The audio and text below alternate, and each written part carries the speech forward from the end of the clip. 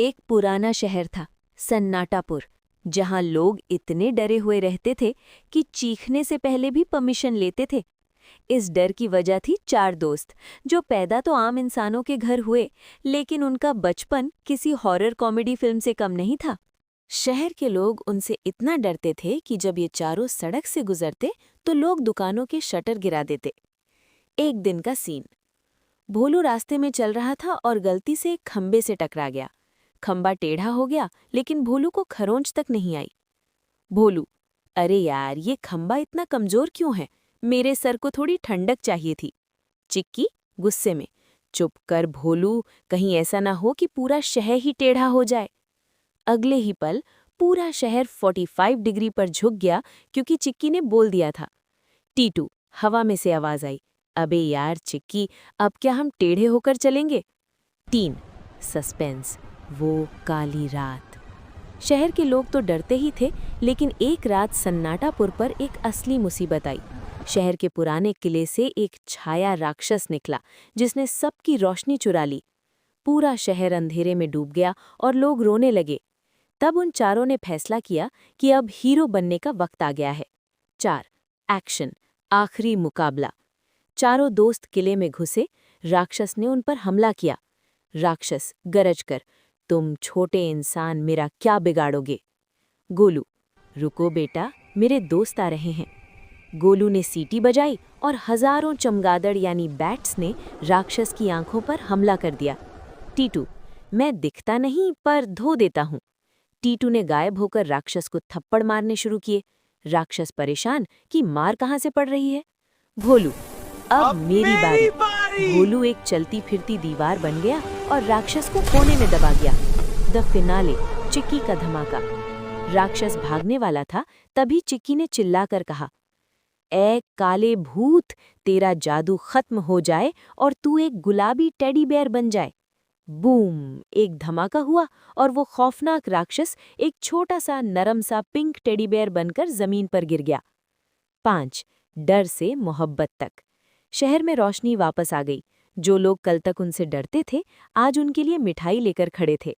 एक बूढ़ा आदमी, बेटा, हमें माफ कर दो, हमने तुम्हें शैतान समझा, पर तुम तो फरिश्ते निकले। टीटू अचानक प्रकट होकर, फरिश्ते नहीं अंकल, हम तो बस स्पेशल एडिशन इंसान है। चारों दोस्तों ने समझ लिया कि उनकी शक्तियां लोगों को डराने के लिए नहीं, बल्कि उनकी हिफाजत के लिए हैं। और हाँ, चिक्की ने उस दिन के बाद से थोड़ा कम बोलना शुरू किया, ताकि गलती से शहर मंगल ग्रह पर ना पहुंच जाए। शहर के लोगों ने सोचा कि ये चारों बड़े हो रहे हैं, तो इनका स्कूल जाना जरूरी है, इसलिए उनका दाखिला सन्नाटापुर हाई स्कूल में करवा दिया गया। प्रिंसिपल ने पहले ही वार्निंग दी थी, जादू घर पर, यहाँ सिर्फ पढ़ाई। पहला पीरियड मैथ्स और भोलू का वजन। मैथ्स के टीचर मिस्टर खड़ूस ने भोलू को ब्लैकबोर्ड पर एक सवाल हल करने के लिए बुलाया। टीचर, भोलू, अगर एक किसान के पास 5 आम है और वो 2 बेच दे तो क्या बचेगा?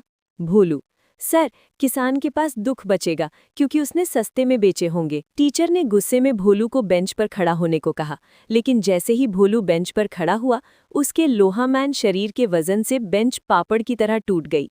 भोलू, सर, मैंने कुछ नहीं किया, ये फर्नीचर ही नकली है। कैंटीन का हंगामा और गोलू की आर्मी। लंच ब्रेक में गोलू को भूख लगी थी, लेकिन कैंटीन में समोसे खत्म हो गए थे। गोलू ने गुस्से में एक सीटी बजाई, म्याऊ वुफ कुक्कुड़ू। अचानक स्कूल के सारे कबूतर, कुत्ते और एक पड़ोसी की भैंस कैंटीन में घुस आए। कबूतरों ने कैंटीन मैनेजर की जेब से पैसे निकाले और भैंस ने मैनेजर को डराकर सारे नए समोसे दोस्तों के लिए बुक कर लिए। टिटू हवा में उड़ते हुए एक समोसा पकड़कर, गोलू, अगली बार भैंस को मत बुलाना, समोसा कम गोबर की बू ज्यादा आ रही है। पीटी पीरियड सस्पेंस और एक्शन। पीटी टीचर ने सबको 100 मीटर की रेस लगाने को कहा।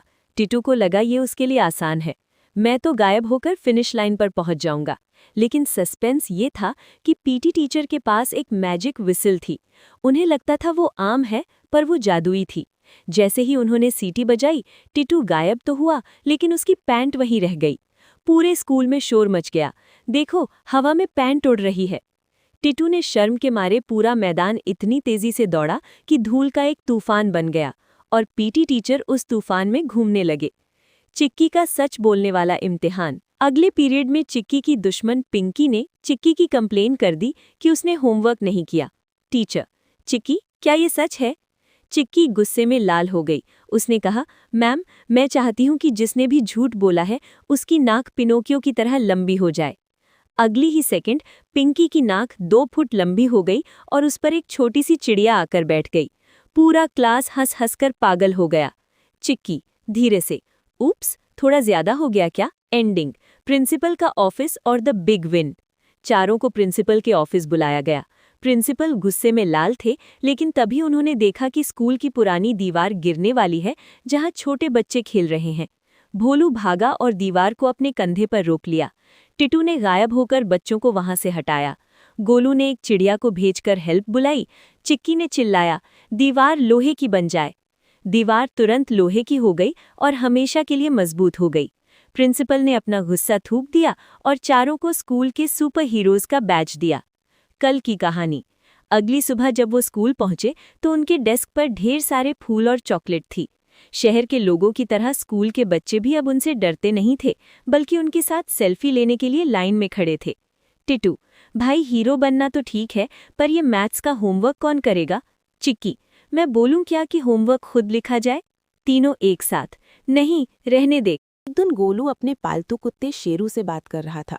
शेरू ने बताया कि शहर के पुराने झरने के पीछे एक ऐसी जगह है जहाँ की मिट्टी सोने की है और आसमान हरा यानी ग्रीन है। टिटू, यार बोर हो रहा हूँ, चलो ना देख कर आते हैं। भोलू, वहाँ खाना मिलेगा? अगर मिलेगा तो मैं तैयार हूँ। एक दूसरी दुनिया में एंट्री। जैसे ही वो झरने के पार गए, एक चमकता हुआ नीला पोर्टल खुला और चारों उसमें खिंचे चले गए। जब आंख खुली तो वो एक ऐसी दुनिया में थे जहां पेड़ चल रहे थे और बादल चॉकलेट के बने थे। चिक्की, वाह, ये तो जन्नत है। टिटू गायब होकर वापस आया। जन्नत नहीं है दोस्तों, ऊपर देखो। ऊपर आसमान में उड़ते हुए आग के मगरमच्छ घूम रहे थे। 2 सस्पेंस, खामोश शहजादा। वहां उन्हें एक लड़का मिला जिसके पास कोई चेहरा नहीं था, सिर्फ आंखें थीं। उसने इशारे से बताया कि इस दुनिया का राजा जुल्म और सितम सबकी आवाजें चुरा लेता है। गोलू, ये तो गलत बात है। चिक्की, कुछ बोलना। चिक्की, नहीं गोलू, यहाँ मेरी जबान काम नहीं कर रही। इस दुनिया में जादू उल्टा चलता है। अब सस्पेंस ये था कि अगर उन्हें वापस जाना था तो उन्हें उस राजा को हराना था बिना अपनी असली शक्तियों के सहारे, क्योंकि वहां उनकी पावर्स थोड़ी गड़बड़ हो गई थीं। भोलू सख्त होने की जगह रुई जैसा नरम हो गया। टिटू गायब होने की जगह नियॉन लाइट की तरह चमकने लगा। गोलू जानवरों से बात करने की जगह खुद म्याऊं म्याऊं करने लगा। 3 राजा के महल में धावा। राजा का महल कांच का बना था। जब वो वहां पहुंचे, राजा ने अपनी सेना भेज दी। राजा, तुम आम इंसान मेरा मुकाबला कैसे करोगे? भोलू नरम होते हुए भी, मैं भले ही रुई बन गया हूं, पर तेरा रास्ता तो रोक सकता हूं। भोलू ने खुद को एक बड़े तकिए की तरह फुला लिया और सेना को अंदर आने से रोक दिया। टिटू, मैं चमक रहा हूं, ठीक है, अंधा कर दूंगा सबको। टिटू ने इतनी तेज रोशनी छोड़ी कि राजा की सेना की आंखें चुंधिया गई। 4 कॉमेडी, गोलू की म्याऊ स्ट्रैटेजी। राजा को गुस्सा आया और उसने एक बड़ा पत्थर उठाया। तभी गोलू ने, जो सिर्फ म्याऊ कर पा रहा था, वहां के अजीबो-गरीब जानवरों को इशारा किया। म्याऊ म्याऊ म्याऊ पुर। ट्रांसलेशन, भाइयों, ये राजा तुम्हारा खाना खा जाता है, इसको सबक सिखाओ। अचानक हजारों उड़ने वाली बिल्लियों ने राजा पर हमला कर दिया। राजा उन्हें हटाने की कोशिश करने लगा। तभी चिक्की को समझ आया कि यहाँ जादू उल्टा बोलने से चलता है। चिक्की चिल्लाई, मैं चाहती हूँ कि राजा ताकतवर हो जाए और हम हार जाएं। चिक्की के उल्टे बोलते ही राजा एक छोटा सा चूजा बन गया और चारों दोस्तों को अपनी असली शक्तियां वापस मिल गईं। लेकिन उन्होंने राजा को मारा नहीं। भोलू, हम इसे मारेंगे नहीं, इसे सन्नाटापुर ले जाएंगे और ये वहाँ के बच्चों के साथ खेलेगा। राजा की आंखों में आंसू आ गए। उसने पहली बार दोस्ती का एहसास किया। उसने सबकी आवाज़ें वापस कर दी और पोर्टल खोल दिया। एंडिंग, चारों दोस्त वापस अपने शहर सन्नाटापुर पहुंचे। उनके हाथ में एक छोटा सा चूजे जैसा राजा था और ढेर सारी यादें। टिटू, वैसे दोस्तों, भोलू रुई के रूप में ज्यादा क्यूट लग रहा था। भोलू, चुप कर, वरना मैं तेरे ऊपर बैठ जाऊंगा। शहर के लोग उन्हें देखकर मुस्कुराए।